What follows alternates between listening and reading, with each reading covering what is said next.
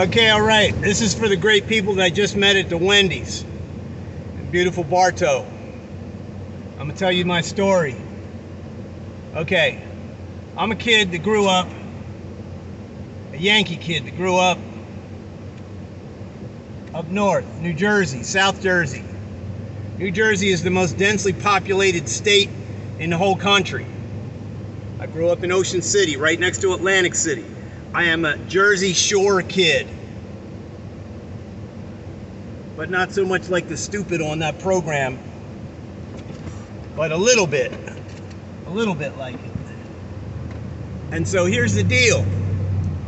I grew up in Ocean City, which was a settlement. In the 1800s, it was a settlement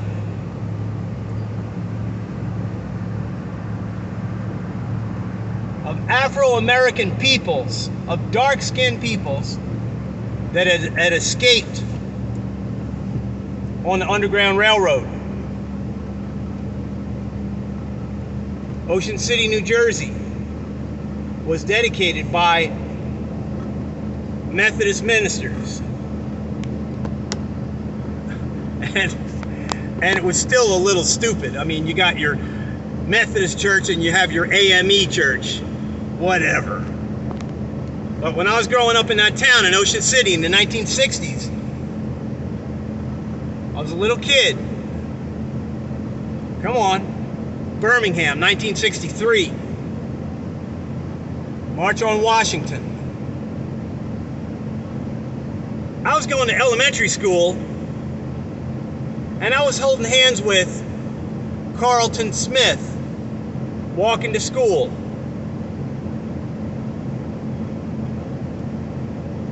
And Carlton Smith is still possibly the most dark-skinned person I've ever met.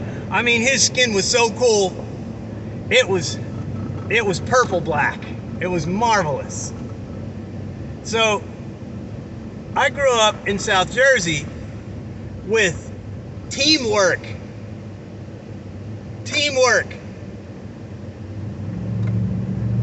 In the dark-skinned, light-skinned relationships. And my parents were both servants of the poor in Camden, New Jersey and the North Philadelphia slums.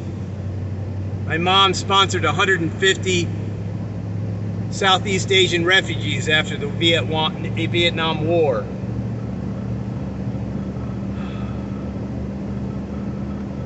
Cambodians, Laotians, French-speaking Vietnamese, Chinese-speaking Vietnamese, Hmong. The Hmong people are amazing. My dad was a child psychologist, kindergarten to 8th grade. 30 years. Stratford, New Jersey. Okay? In the summer times, we would just go camping. We just travel and travel and travel. We had a big old station wagon. We'd throw the tents and all the equipment on the roof on a big box, and we would go. And my mom would do these tours. She could find every $5 a night campground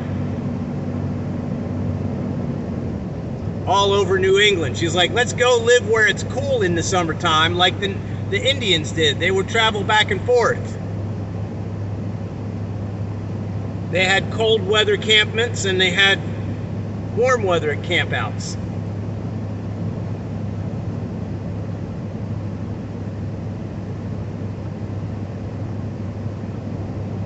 My Aunt Sally moved from Ocean City, New Jersey to New Orleans in the 60s. So my Aunt Sally was a light-skinned woman like me with all kind of dark-skinned friends that were just part of our posse. But then she moved to New Orleans in the 60s. And she was like, what the hell? She went to high school in New Orleans with the Nevilles. And my Aunt Sally's book ain't come out yet. But her book is all about the shock of being a Yankee with Afro-American best friends coming down to the south and seeing all this wild insanity going on between the races. So anyhow, I mean, that's part of my life equipment. That's just part of who I am. And the fact that you all just came back from camping, man, I want to teach all you people how to sail. I'm serious. I have a playlist. There is a playlist on my Grandpa Honesty Guy playlist. Now there's 200 playlists, and here's what I say to people. Get yourself a notebook and a pen. Scroll through my playlists, and if you see a playlist that seems a little interesting to you, write the title down. You don't have the time to look at the whole playlist right now. But if you want to access that topic or that information, I have collected somewhere between 10 and 70 videos of people who are expert on that subject or that topic. One of the playlists is Beachable 20-21 foot sailboat. Beachable sailboat. Beachable sailboat. Look that up. I learned how to sail when I was a little kid because of my wonderful mom, who was an adventurer. I raced sailboats on Long Island Sound when I lived in New York City. I worked as a boat rigger, which is basically a sailboat mechanic, for years. One of my greatest jobs. Very exciting, very hard work. And I learned all about cruising sailboats. And I love teaching people how to sail. I can teach a 6-year-old how to sail better than I can teach Dr. So-and-so their daddy. I learned that when I was delivering cruising sailboats. Children are very attentive to how the boat feels in the wind.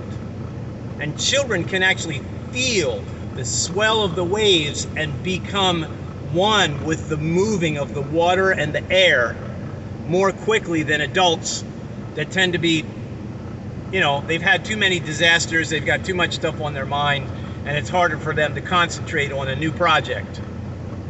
So I like teaching younger people. I'm talking about, you know, 8 to 17-year-old people how to sail.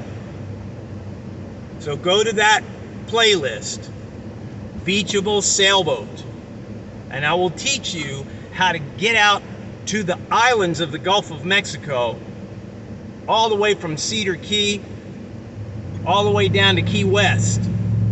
You can tow that little beachable sailboat and you can get out on the water and you can camp in the boat, or you can beach the boat and set up camp. It is so freaking amazing. Like, it's ridiculous to be in Florida and not have a small boat that you can actually camp inside of. These little boats have a cabin the size of like a 3-person dome tent and a little porta potty. So you got a pooping place, so there's no emergencies. You got enough space to store some gear. But I'm telling you, if you want to go out for a day's adventure, there's plenty of room for a handful of people, 3, 4, 5, even 6 people, and you just get out on the water in the beauty. And you can swing the swing keel up and you can shove it right up on the beach. Now, there are some things to learn, and there are some dangers in sailing. But I'm telling you, if you're wise and you get your chops together, it can be one of the greatest times that you spend with your friends and your family. Because it's quiet. And you don't even want to have your devices because they'll fall overboard. So it's a no devices time. Anyhow, it was so funny because I felt all you guys around me, and I was like, there's something special going on here. And I felt like I need to ask these people who the heck they are and what they're up to. So that's the deal. This is my introduction to this wonderful group of young people on adventure. I forget what you were saying. Pioneer. It was like a youth group doing a camp out thing. And I also want to talk with you about the Panther Point Trail and the concept of doing a 7-mile walk once a year called the Road to Emmaus Walk. I've never done this yet, but it's been in my heart now for almost 2 decades. I'm talking 20 years. I ain't never done this thing. We creatively write down each prediction about Jesus in the Old Testament in a document, and we walk 7 miles. It is written, Luke 24, on a 7-mile walk, which takes about 2 hours. Jesus related every single point in the Bible, in the Hebrew Scriptures, about himself to 2 guys.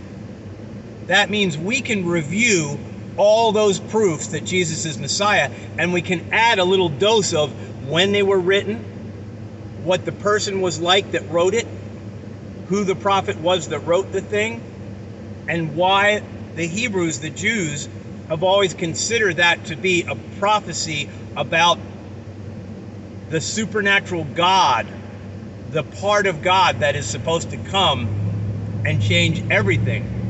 Not just for the Jews, but for all the human family who is under the power of darkness. So the Panther Point Trail, I want to talk with you about the Panther Point Trail. I want to share with you the joy of going to Shell Key. And I want to encourage you, I want to team up and talk with you about apprehending a beachable sailboat with a good strong little motor on the back that can actually be the flagship for expeditions out into the islands. That little boat can actually tow a couple of canoes and kayaks with extra gear and tents in them as you're heading out for the islands. Then you set the camp up and you do some practice sailing. You let your people, practice sailing the sailboat. You got a camp going. Some people are relaxing and writing and studying. Other people are paddling the kayaks around the island. And it is one of the coolest, team camping experiences that I've ever had in my whole life. As I said to you in the Wendy's. Peace be with you. GrandpaHonestyGuy@gmail.com is the best way to write me a note. 863-262-8181 is the best way to send me a text message. Try not to call first. Send me a text and explain who you are and what's going on. 863-262-8181. And all I can say is, may you and everyone that you're related to be refreshed, full of joy, full of inspiration, glad to be alive, and coaching people to enjoy being single like Jesus, just like I am. If you're not willing to talk about the feel-good of the body and the fact that you need to do something to maintain that feel-good, then you ain't checking in with your people and finding out who's supposed to be married. Marriage is no big deal. And with the Holy Spirit revelation and guidance and an honesty and communion team, you can run a marriage for a lifetime. I never got to do that. My parents did all the Bible stuff, but we never had honesty times. So I was stuck in arousal addiction and bad relationship stuff for 40 years. It was a waste of time. I had all kinds of nice experiences, but it was screwed up. It was a damned shame. You know what I'm saying? Anyhow, nice to meet you all.